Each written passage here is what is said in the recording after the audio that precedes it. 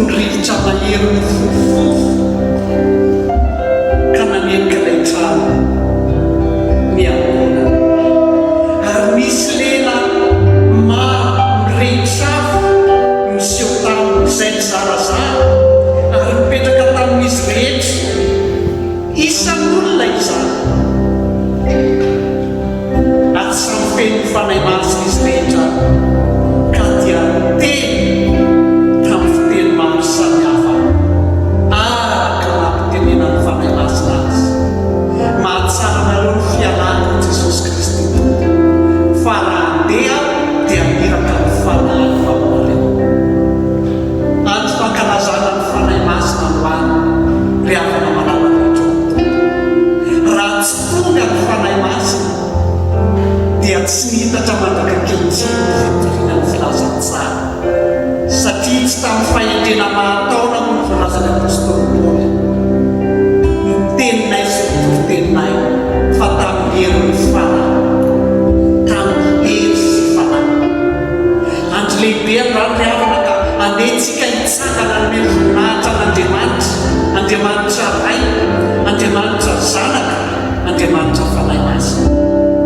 hiaraka hitsangatsika rehetra na isika izay manatrika eto na isika tokantrano manasantsika hitsangana ny voninahitra n'Andriamanitra ary amaky ny salamo fahavalo telopolo amin'izany isika rehetra fimerana n'Andriamanitra salamo fahavalo telopolo amin'izany tovakitsika ny andinin'ny valo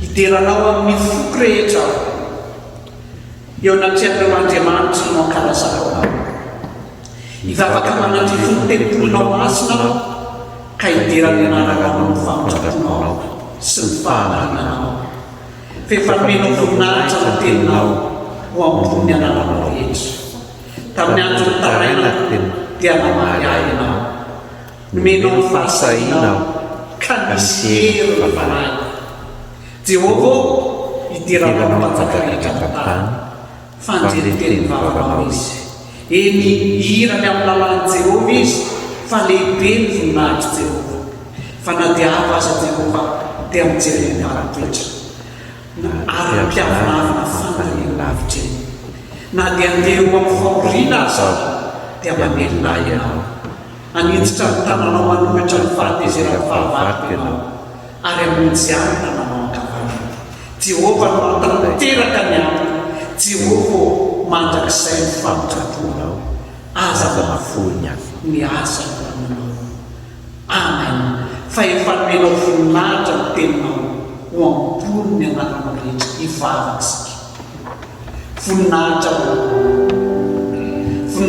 ry Andriamanitra ray voninahitranao Jesosy Kristy Tompo zanak'Andriamanitra vena fa voninahitra nareo fanahy masina Andriamanitra ianao tsy mahitaka ny fomban'ireo anjely sy ny masina any an-danitra izay ny serafima sy ny kerobia na ny zava-mananaina rehetra rehefa miankohaka miterany anaranao fa ankehitriny mijoro mitsangana izay kosa satria Andriamanitra nanome voninahitra ny teninao ianao Jesosy Kristy Tompo hoe rehefa andeha dia niraka ny fanahinao ary mandaka ankehitriny dia velona ny teninao miparika ny filazantsaha satria izany fanahinao zany zany Andriamanitra fanahy zany zany fanahy masina zany miara-monina ary fantatry fa eto ianao fanahy masina dia hidraminay mikika mianjeny hideranao Andriamanitra telo izay iray Andriamanitra tokana fa nisehoka miendrika telo samihafa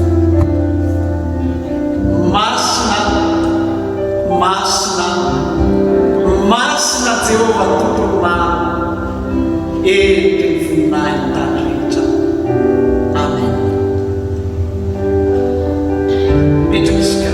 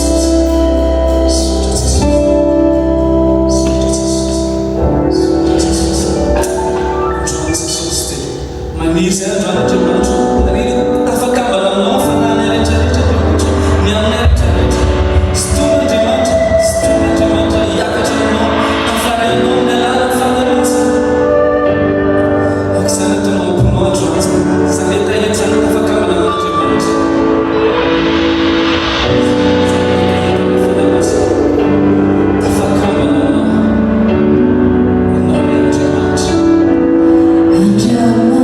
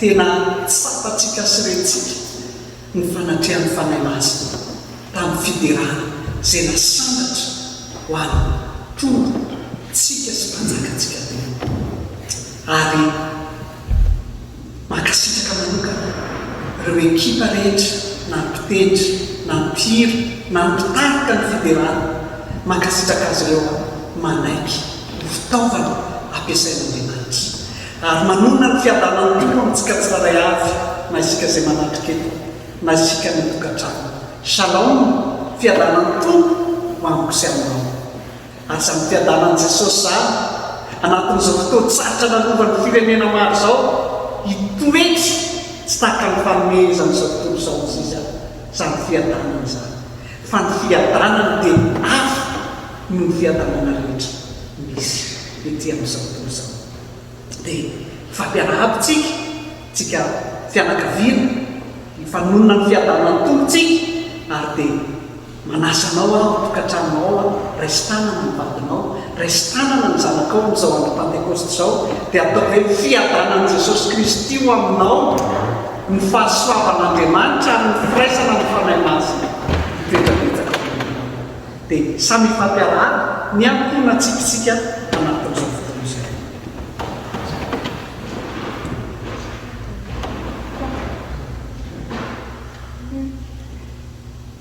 Tonga ny fotoana izay anjeresantsika ny tenin'andriamanitra manafatra ho azy amin'ny tompo andeho isika hivavaka ity am-piangonana. Tompo tonga ny fotoana ankehitriny hanambaranao marina rehetra mombanao. Ny teninao dia manambaranao fa ho ianao hoe ny fanahy mitarika anay amin'ny fahamanina dia mivavaka aminao Andriamanitra fanahy masina, mivavaka aminao a fanahy masina. Tongava manazava ny sainay, tongava mampamono teny aty am-ponay izay miaina aroka tsy izany ho hitan'ny olona. Efface-moi, Saint-Esprit, efface-moi devant ta magnificence et que seulement Jésus-Christ soit mis en avant, seulement la volonté du Père soit mise en avant pendant cette prédication. Saint-Esprit, remplis ton serviteur, accompagne la parole avec autorité, accompagne la parole avec la puissance de ta divinité. C'est en ton Saint-Nom, Saint-Esprit, que je fais cette prière. Amen. Takany mahazatra-tsika amin'ny alahady faefatra tahaka izao dia sady amin'ny teny malagasy no amin'ny teny frantsay ny tenin'Andriamanitra mba ahafahanao zanyntsika ihany koa sy ireo tamorantsika manaraka ny tenin'Andriamanitra. Omaly ny fonao ry havana, omaly ny fonao, omaly ny foky sy ny fonao andray malalaka ny fanahy masina. Androany Jesosy amin'izao andro ny fanahy masina izao dia te hiteny amiko sy aminao hoe vonina venao ny andray ilay fampanantenana ny teneniny, fa ny fampanantenana ozy izy dia ho anao sy ny zanakao. La promesse est pour ta maison, pour tes fils et pour tes filles. Soyons prêts mes frères et sœurs à recevoir ce don, cette promesse de Jésus-Christ. Alohan'ny ala dia ty amin'izao tontolo izao izy dia hoy izy hoe tsy amelanareo kamboty aho. Mafy ny zavatra lalovantsika amin'izao fotoana izao, manelan-trano mihitsy. Mafy ny arety mandringana sy ny vokatra izany amin'ny fiarahamonina. Raha mitomboka manokana amin'ilay firenentsika na alatsany ny tavoniko sy ny tavononao dia amin'ny Madagasikara izany. Tanatin'izay volana lasa izay dia tanteraka ilay tenin'Andriamanitra hoe ety amin'izao tontolo izao no ahitana ny fahoriana. Nefa matoki fa zay efa naresy izao tontolo izao. Eo natrehan'ny fahoriana misesisesy dia vahaolana ho antsika ry havana dia ilay vahaolana izay efa nomen'Andriamanitra nomeny Jesosy Kristy hatramin'ny alan-tety azo very ianareo amin'ny ilatsan'ny fanahy masina aminareo. Ary androany Andriamanitra dia te hampitodika sy aminao fantatrao hoe izany fanomezan'Andriamanitra izany. Ahoana ny fahafantaranao izany fanahy masina izany? Ery ve fa efana ilainao ve? Ery manova ny fiainanao ve? Quelle est ta conception du Saint-Esprit, mes frères et sœurs? Est-ce seulement une force extérieure, une puissance? Zay dia fahafantaranao amin'ny fanahy masina. Androany Andriamanitra dia te hampisokatra amin'ny fiainanao tao manana lanja eo aminao ilay fanahy masina. Fanahy masina dia tsy hery, fanahy masina dia tsy fahefana, fanahy masina dia tsy substance, fanahy masina dia Andriamanitra. Fa Andriamanitra diniko sy adinonao, Andriamanitra diniko kristianina ary atsimo sy ilainy rehefa mila hery izy fa tsy omeny toerana malalaka ao amin'ny fony. Maritsika no mivavaka amin'Andriamanitra ray, tsara zany. Maritsika no mivavaka amin'ny Jesosy Kristy tompoko, tsara zany. Fa inona ny toerana omenao ny fanahy masina ary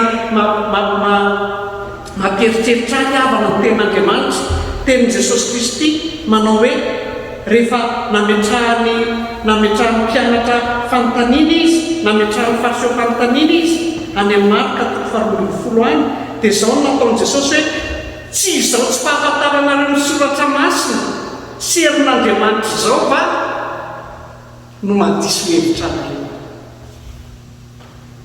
Mes frères et sœurs, le Saint-Esprit n'est pas une substance. Le Saint-Esprit n'est pas une force extérieure. Le Saint-Esprit n'est pas seulement une puissance. Le Saint-Esprit est Dieu. Alors si le Saint-Esprit est Dieu, le Saint-Esprit mérite toute l'adoration comme nous adorons le Père et le Fils. Le Saint-Esprit mérite tout amour. Le Saint-Esprit mérite toute vénération. Parce que le Saint-Esprit, c'est Jésus, c'est le Père qui habite avec nous maintenant. Est-ce que le Saint-Esprit a une place dans ta vie? Est-ce que le Saint-Esprit occupe une place entière dans ta journée? Androany Andriamanitra, ampahafantatraniko sy amin'ny zava-miafina ary ampianatra asanao amin'ny fifandraisana amin'ny fananasa. Andeha hovakitsika filazantsara-njaona toko faha-enina-mbinifolo. Filazantsara-njaona toko faha-enina-mbinifolo manomboka amin'ny andininy fahadimy ka hatramin'ny andininy fahadimy-mbinifolo no hovakitsika.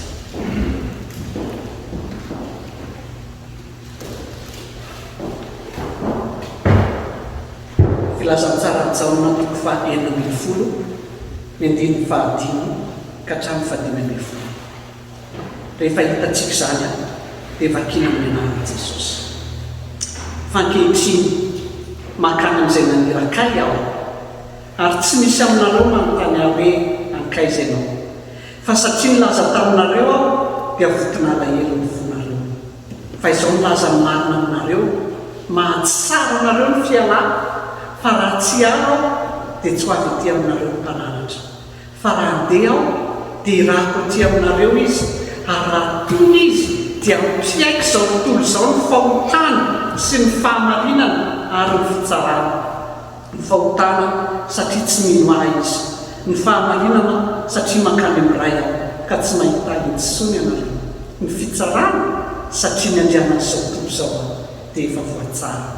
Mbola manana ny zavatra maro lazaina aminareo amin'i Jesosy nefa tsy sakanareo ankehitriny. Fa raha tonga ny fahamarinana dia izy mitaritarana anareo ho amin'ny marina rehetra, fa tsy teno azy izy fa izay mireny dia olazainy avoa, ary ny zavatra ho avy aza dia amparany aminareo. Izy ankalaza fa andray avy amin'ny ahy izy ka nampara izany aminareo. Izay rehetra manamray dia avokoa ka izany no nolazaiko fa mandray avy amin'ny ahy izy ka nampara izany aminareo. Il vous est avantageux que je m'en aille, car si je m'en vais pas, le consolateur ne viendra pas vers vous. Mais si je m'en vais, je vous l'enverrai. Et quand le consolateur sera venu, il convaincra le monde dans ce qui concerne le péché, la justice et le jugement. Amen. Mba fahatsika manome toerana izany Andriamanitra izany, fanamasina izany ao amintsika, dia mamelana ireo hitondra fampianarana fohy izay mino aho fa androantsika dia azo izany zava-baovao izany momba Andriamanitra dia ny fanahy masina izany. Tsy ho vitako anatin'ny toriteny telopolo minitra mihitsy ny fampianarana momba ny fanahy masina, fa hitondranao kosa ny fahalalana azy mba hatonganao atsapa fa Andriamanitra izy, ary hatonganao hanomboka androany amin'ny voninahitra sy akoakaniny, hatonganao manomboka androany ahity azy, fa ataontsika ho namono fity izay tsy fantatsika, mila fantatsika izy. Zavatra rolo no ampahafantariny tena Andriamanitra antsika momba ny fanahy masina. Premièrement, mes frères et sœurs,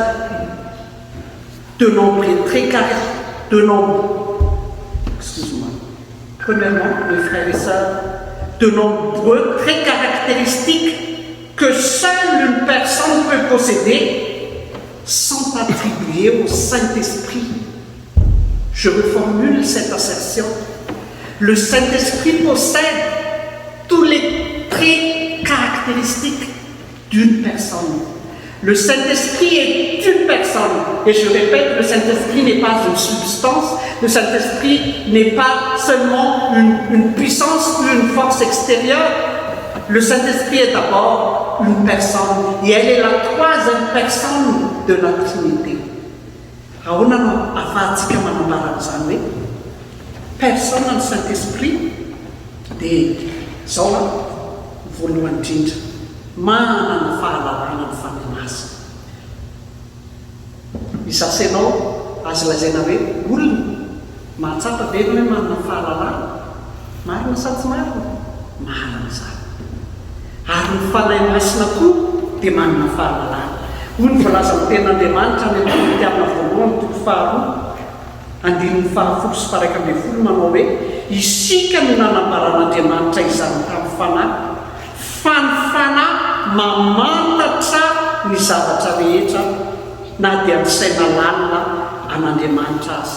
Fa iza ny olona mahalala ny eo am-pon'ny olona afa-tsy ny fanahin'ny olona ihany izay ao anatiny, ary toy izany koa tsy misy malala ny eo am-pon'Andriamanitra afa-tsy ny fanahin'Andriamanitra ihany. L'Esprit sonde tout, même les profondeurs de Dieu. De même, personne ne connaît les choses de Dieu si ce n'est l'Esprit de Dieu. Manapahalalana ny fanahy masina, manana faniriana ny fanahy masina, manana volonté raha izay nazontsika azy kokoa. Hoy ny voalaza ny apôstôly Paoly ihany izay nampianatra ao amin'ny Korintena voalohany toko 12:1-12. Ireo rehetra ireo dia asan'ny fanahy ihany, zarazarainy ho azy rehetra avy araka ny sitrapony. Andrany ianao tia hamantatra amin'ny fiainana hoe fanahy masina, inona mba sitraponao amiko? Mba hampafantaro ahy inona ny sitraponao amin'ny fiainana, amin'ny fitoriana amin'ny filazantsara, amin'ny asa aman-draranao, azonao hianterana ny fanahy masina satria manam-pahalalana izy, satria ny sitrapon'ny fanahy masina dia mitarika anao amin'ny fahalalana ny fahamariana ka mitondra anao amin'ny fahafahana. Fa là où est l'Esprit de Dieu, là est la liberté. Fanahy masina, personne ositsika dia manana toe-tsaina. Mahafinaritra ny voalazan'ny apôstôly manao hoe ary izay mandinika ny fony mahalala izay hevitry ny fanahy. Celui qui sonde les cœurs connaît quelle est la pensée de l'Esprit. Ary io pensée io amin'ny teny grika ny ambarany amin'io dia manome hevitra fihetsem-po, manome hevitra faniriana, izany hoe sentiment et intention. Manana an'izany ka ny fanahy masina. Fatary zany intention ny fanahy masina zany ka mba hafanao mifaneraserana. Fa efatra farako fa betsaka ny azambara amin'izay olona mampersonne amin'ny fanahy masina izay afaka malahelo ny fanahy masina. Ary aza mampalahelo ny fanahy masin'Andriamanitra izay nantsina tomokasehana. Riaba averiko indray, le Saint-Esprit possède toutes les caractéristiques d'une personne. Le Saint-Esprit a de la connaissance, le Saint-Esprit réfléchit, le Saint-Esprit a une volonté, le Saint-Esprit peut être attristé. Alors, accepte d'avoir une relation avec cette troisième personne de la Trinité. Fa tsy olona fotsiny ny fanahy masina, ary eo tena mahazava-dehibe indrindra rehefa ny fahalalako sy ny fahalalanao, fa tsy substance izy, tsy zavatra eny amin'ny rivotra izy, fa Andriamanitra izy. Averiko indray, le Saint-Esprit possède les attributs divins, les attributs divins correspondant à Dieu le Père, les attributs divins correspondant à Dieu le Fils. Dia hojentsika ny attribut divin anankitelo izay ananany fanahy masina ihany koa. Voalohany indrindra, le Saint-Esprit est omniprésent. Ahoana? Le Saint-Esprit est omniprésent. Hoy ny voalaza amin'ny mpanao salama, aiza ny ialako amin'ny fanahinao, aiza mandrisirako tsy eo anatrianao, na dia miakatra any an-danitra azy zao dia any ianao, ary na dia manao ny fiainana tsy hita mifandriko azy zao, indro any ianao, na dia maka ny helatra ny maraina azy zao, mba hitoetra any ampararanomasina dia mbola entin'ny tananao ihany aho na izany azy sy azony taminakavanana. Inona ny zavatra ranovanao ankehitriny? Aiza ny toerana misy anao amin'izao fotoana enonao ny tenin'Andriamanitra izao?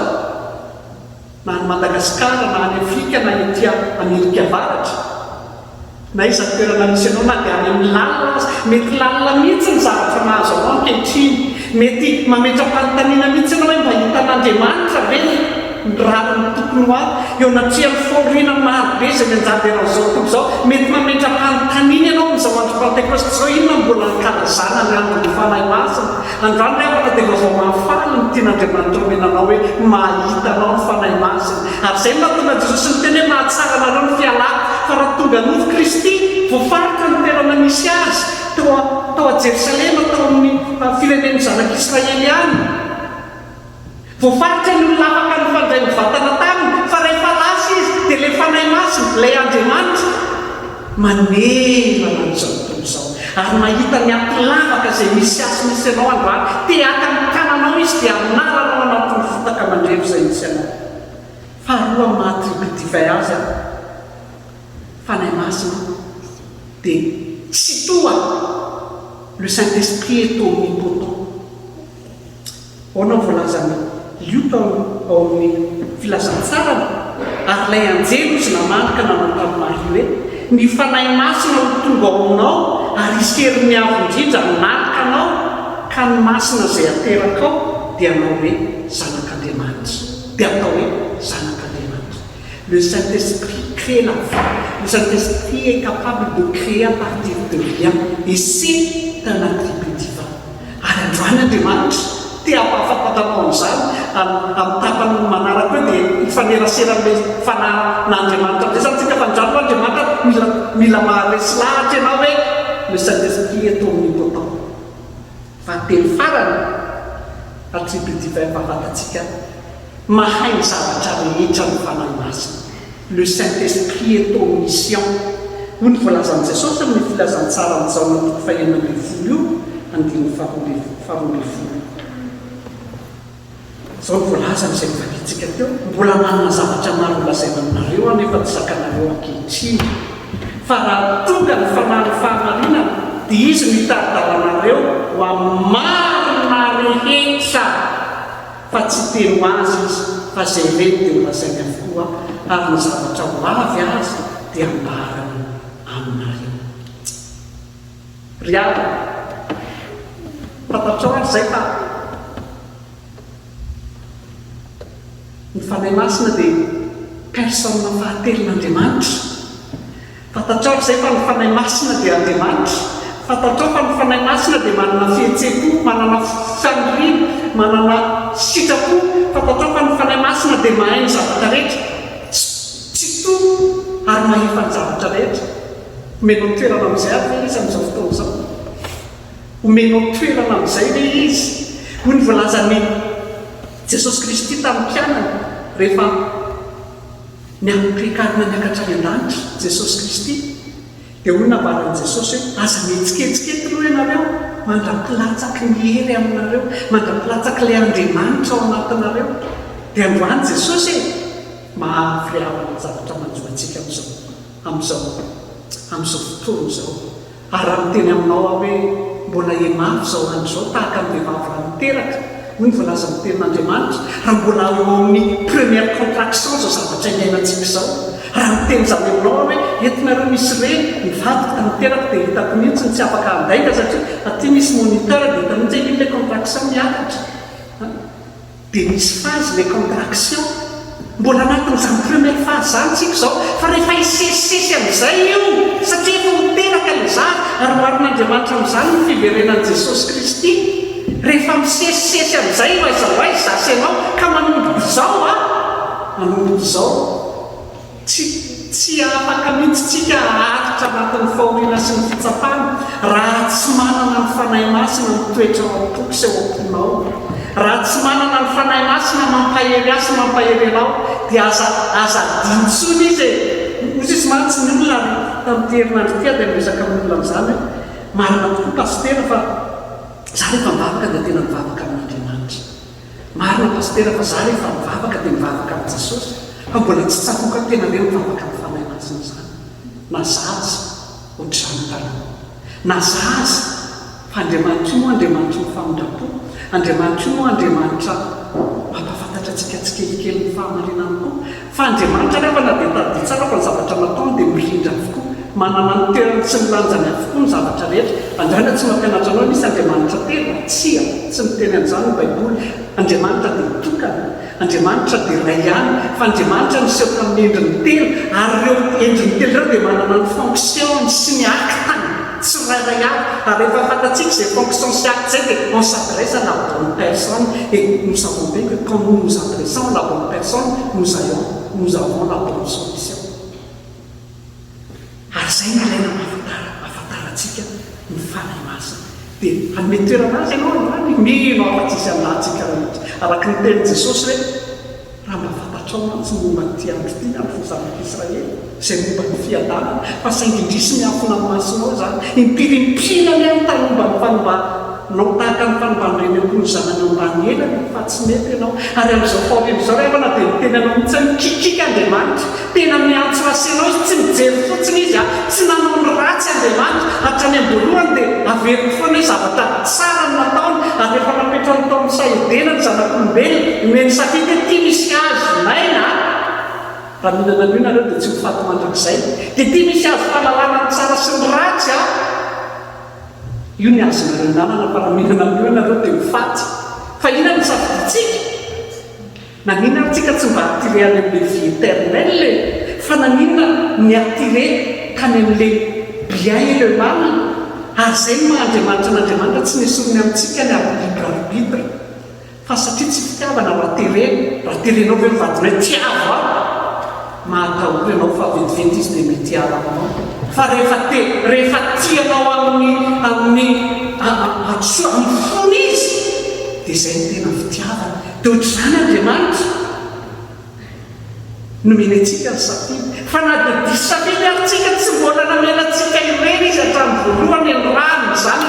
Ary amin'izao fahoriana mahazo amin'izao tontolo izao dia androany izy mbola mampatsiahy.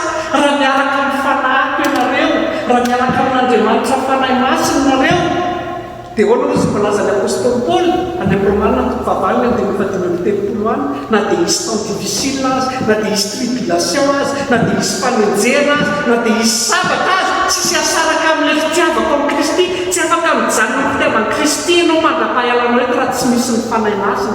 Ary manoatra ny mpandresy amin'ny alalan'ilay tia, dia mbola afaka mampandresy ianao anatin'izao zavatra manjo ny firenena izao.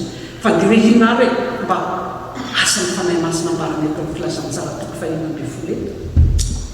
Izao sisy ny asan'ny fanahy kely ihany mijerentsika alohan'androany, ampiaiky rehefa tonga izy dia ampiaiky izao toy izao ny fahotana sy ny fahamarinana ary ny fitsarana. Ny fahotana satria tsy mino ahy izy. Eto Jesosy tsy miteny hoe fahotana satria nijagajaga izy, fahotana satria nangalatra izy, fantatsika ny didifolo marina fa fahotana ireny. Fa eto Jesosy dia miteny hoe ampiaiky izao toy izao ny fahotana izy satria tsy mino ahy. Iavana raha nanana considération n'Andriamanitra ny zanak'olombelona tsy manotanatsy. Teny mentomba antsika foana Luka 4:14 tamin'ity taon'ity hoe ny rano mpanompo mivoaka fa efa voavoatra amin'ny fanasana mandehana saiko olona hiditra. Teo anao izy ilay voalohany, za mbola avy nanambady, za mbola hivarotra tany, za mbola hividy ny folo, légitime avokoa ilay fialany rehetrarehetra. Fa tsy nanana considération n'ilay invitation izy. Raha fatany fa io invitation n'Andriamanitra io hoe raha ninono fa io invitation n'Andriamanitra io tsy afaty antoka zany akory, tsy afaveriny tany izay nividiny akory. Ary izay mety nifikirany izay natao hoe légitime, tsy averiny vadiny na tsy asambatra ny tokantranony akory, tsy zany fa mihoatra lavitra noizany ny fanasan'Andriamanitra hoe minoa atao nakatoerany eo amiko mifonao Andriamanitra. Fa raha mamela izany tsika dia hitantsika fa mitsimbatika amin'ny fiainantsika. Andriamanitra tsy miteny hoe aza miasa hoe mivavahady dia matory fotsiny fa tonga eo non. Fa Andriamanitra kosa miteny hoe katsao no fanjakana sy ny fahamarinana, dia anampy ianao ny zavatra rehetra. Avoainga manomboka izao ny priorité hoe andeha moa zany vao manomboka ny zoneako dia hitady an'Andriamanitra fa tsy very zany 10 minitra ny 10 minitra ny ray anatin'ny ray ivavahanao alohan'ny andehanana miasa. Tsy verimainy izany ny tsofakompelona aminao amin'izany. Tsy verimainy izany efatra amby 20 aminy efatra amby 20 ora fa mahazo tombony ianao amin'ny rambony manaraka. Metoerana ny Andriamanitra izay natonga ny Daniela nanao hoe sady mivavaka maraina izy ny atoandro izy ny hariva izy satria fanao ny atriny zany. Raha ohatra ka tsisy tombony zany olombelona trasenao ihany izy izany andany andro amin'izany. Ary zany natonga n'Andriamanitra mitaona aminao. Ny asan'ny fanahy masina voalohany zany dia mampiaiky hoe ameo toerany Jesosy ao amponao. Matsiaro ny zanak'la ara-panaty eo dia Franck zany izay fahitantsika ny fijoroam-bavolombelona. Voaray volana 2 volana izy izay no nifoazy n'Andriamanitra. Ary dia anatin'izay mpimasy dia mitsombady satria me ny fanahy masina fandesentahatra izy ry havana hoe meke ny fahotanao dia tsy namezana toerana ny Jesosy Kristy tompoko izay fahotana voalohany indrindra. Ka izany nahatonga azy rehefa nanolo teny volana izy izay niverina dia hitantsika ny fampiasan'ny fanahy masina azy teo. Andran'Andriamanitra tsy mba tonga hitsara n'izao tontolo izao izy fa tonga monjy meo toerana izy mino azy. Faharoa ny asan'ny fanahy masina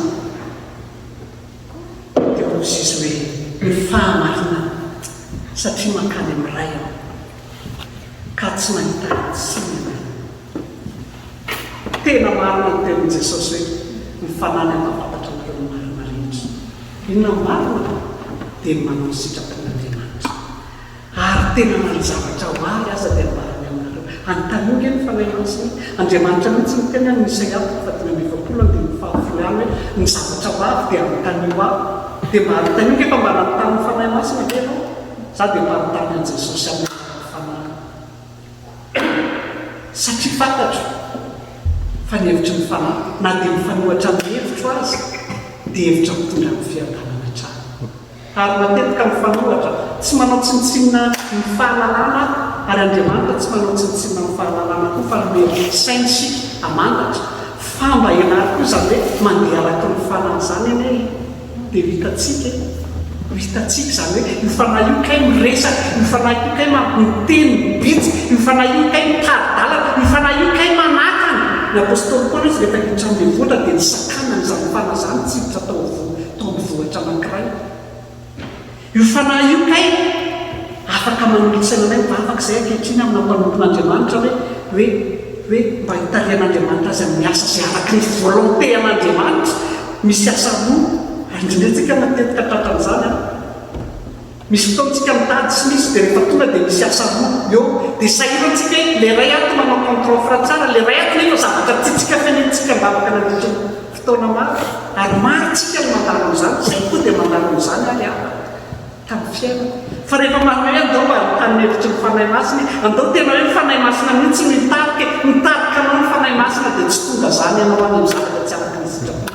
Ary amerina any tsapanao hoe raha tsy raha ny safidy tamin'ny erontena fotsiny mety hafa ny fisotran'ny fiainana afaka mitarika amin'ny fanahy.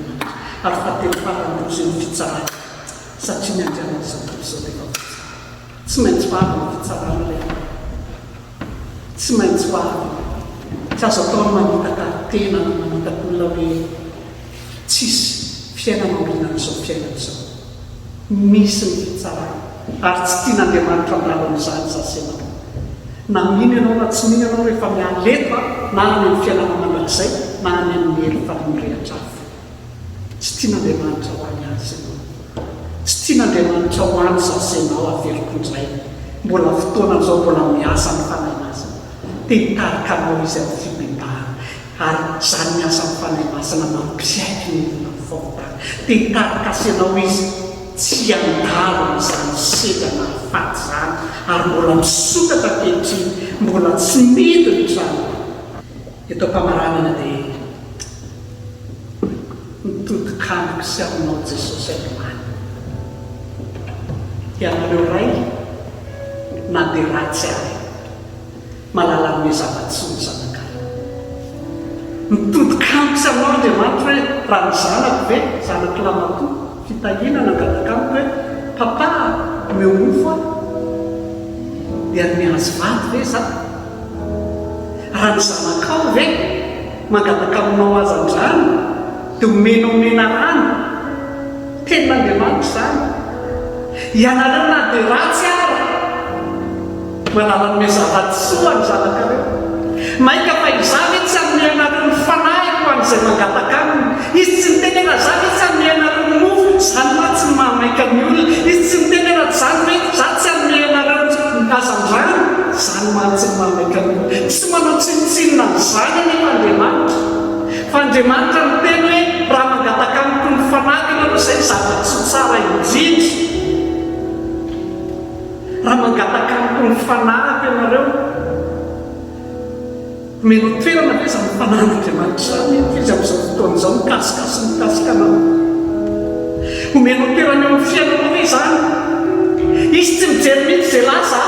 Andrany ianao mety manao hoe izy ve dia intéressé hiditra amin'ny foko tahaka izao, ny fiainako efa lavina nandritra ny taona maro tahaka izao. Tsy aniavana, tsy mijery izany izy. Mino aho fa tsy ratsy olona jolay teo amin'ny azo fijaliana ianao. Fa rehefa nanokatra ny fony io jolay io dia toy izany koa Jesosy androany mijoro izy. Raha manokatra ny fonao ianao andray azy dia anjaka eo amin'ny fiainanao izy.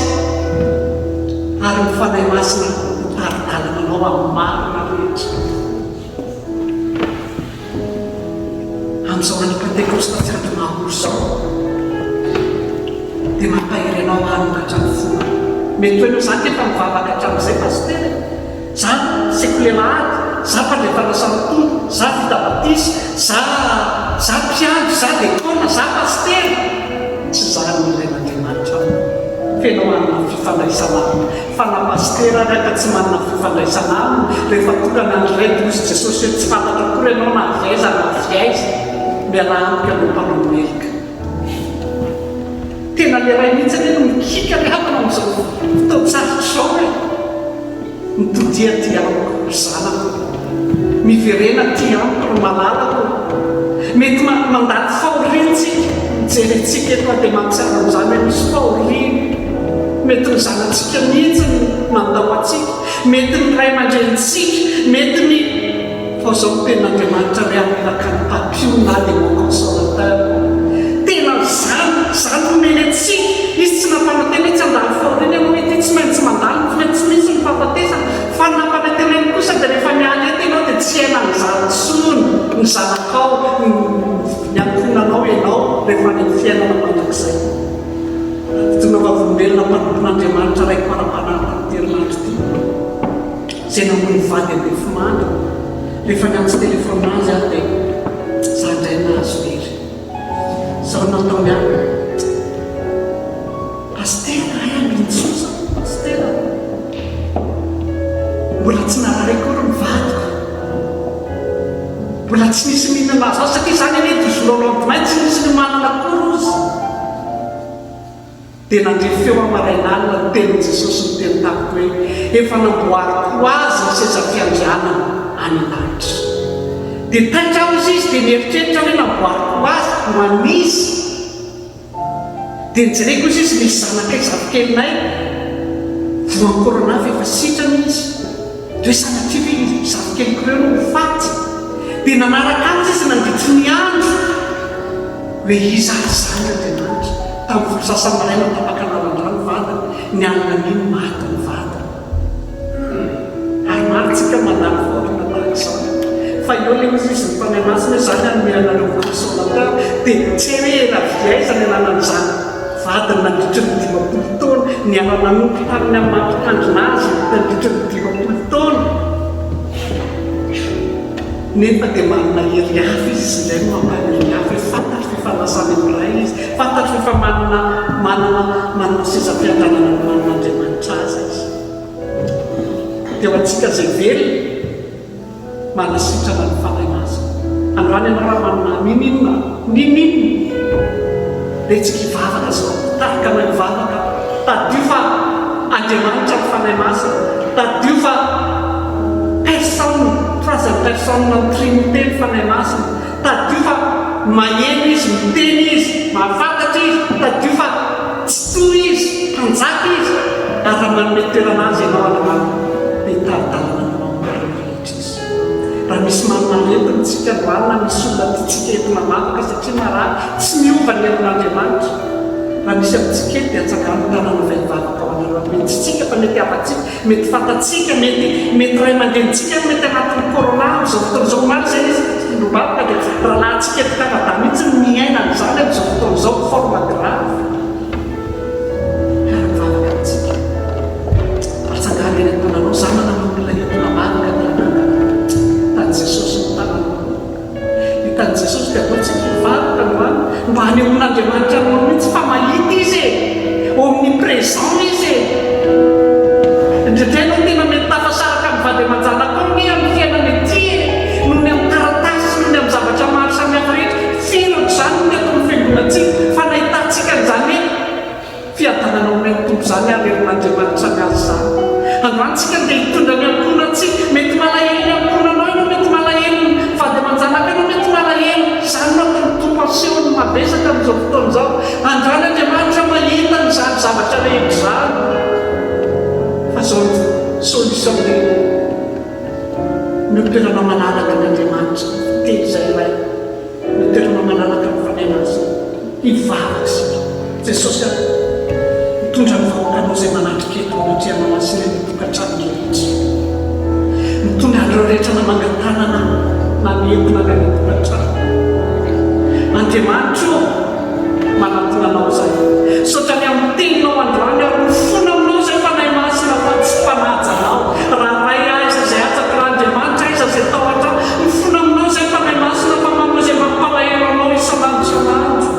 Enao ny Andriamanitra miara-monina aminay enao ny Andriamanitra mahita meleanay nefa tsy noajainay fanahy masinao maneho zany fifankatiavana alo zany zay kehitriny fanahy masinao teny fanerasera aminao zay kehitriny fanahy masinao tena volontaire enao ihany nalalan'izany enao na mahafantarina ny zava-mihafa dia zany fanahy masina mba tianay mifantatra ary mba tianay alana ary fanahy masinao Jesosy Kristy ny teny hoe nangatana anao ray amin'narany tiatao izany misy ny manatra mety reninay mety rainay mety retapo aminay mety namanay misy Jesosy aminay mitsy mety misy aretinareo anatinay eo mety tsy fantatray le fony zany androany Jesosy le fony zany androany le fony zany androany Jesosy le fony zany androany nininana diabety na eny amin'ny soroka na eny amin'ny tongotra nininana Jesosy androany ianao le soka devianao dia ny fanahy masina zany soka ny amenona ny efa maty rehetra sotra fanahy masina ary manasitrana amin'nenana mitsodrano ny tsiraray azy Jesosy hitsangatsika indray zany tsodranon'Andriamanitra zany amin'izao famanamana ny fotoana zao tsodrano vahoakanao eto ra Jesosy ny androny lanitra tsika mitany hoenao hoe teninao ny anamaninananao dia teninao marinao aminy nanompo teny izy androany nanangatanana izy amin'ny toerana malalaka eo amin'ny fiainanao dia ataonao hitany olona mihitsy ny mahasamihafa no manompo azy sy tsy manompo anao Jesosy. Tompo ambino izy any amin'ny asa aman-janaka tovy tahaka ny Josefa naiza toerana misy azy dia nambinonao amehoery izy esana zavela kamikamy miasa mehoery izy esana Jesosy fa miasa dia fanambinana avy aminao ary ampitombo mihoatra ny mijeritreretinao ny asa hitaro ny valany Jesosy ary zay rehetra projet amina personnel na familial ny fanahy masinao ny tarika azy ny fanahy masinao ny amin'ny succès azy ary mitondra azy victoire Jesosy Kristy ambenarana ny akatahaka zany raisy kosamidera raisy miady raisy ny voninahitra ary lay mipetraka eo amin'ny siza-pianganana masina Jehova Jesosy Kristy fanahy masina Jehova tompony maro. Amen.